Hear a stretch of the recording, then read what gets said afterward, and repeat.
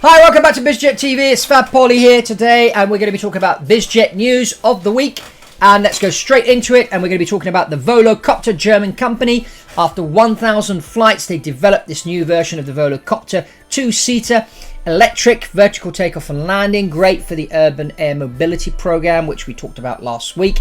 This vehicle or flying machine, however we want to call it, the Volocopter, has a range of 19 nautical miles, will fly at 60 knots, carrying 2 people. Initially, it's going to be flown by a pilot, and there will be space for 1 passenger and some hand luggage, and then they intend to develop a version flown by artificial intelligence. So this is an interesting design. It's different to the other ones we've covered in the past. We are going to be keeping our eye on the urban air mobility program throughout the world. A number of cities have joined this program. Singapore, for example, is one of them. Guangzhou in China, Vancouver in Canada, and Miami in the United States. And I'm sure there's other cities out there that have joined the program. So let's just keep our eye on this, and I'll keep you informed on what's happening. But the Volocopter is a very interesting one to look at, and of course, being a German design, the Germans have got a great history of designing some great flying machines. Next is Swedish Air Ambulance. Have actually ordered 6 Pilatus PC-24 jets for the air ambulance fleet.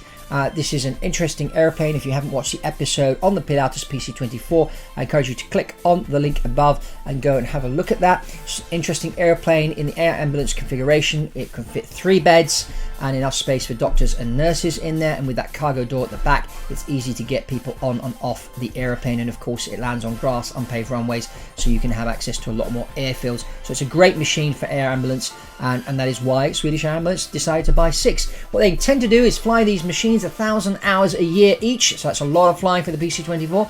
So it'll be interesting to see how this airplane performs up in the cold weather in Sweden, and we'll keep our eye on this operation, and we'll keep you informed. Next is, unfortunately, another air crash, another Citation. This time a Citation XL crashed at Oroville Municipal Airport in California. This crash happened on takeoff. The good thing is that all 10 people were on board, the 2 pilots and the 8 passengers all managed to evacuate the airplane before it exploded. Now, what happened?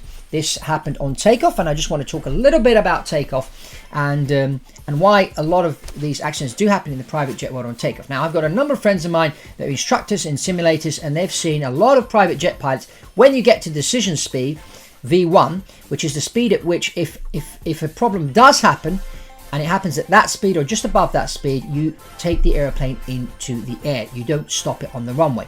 Those speeds are calculated, and you're not supposed to stop on the runway if you have a failure after that. You do beforehand, but a lot of private jet pilots in the simulator have been trying to be clever and deciding to stop on the runway.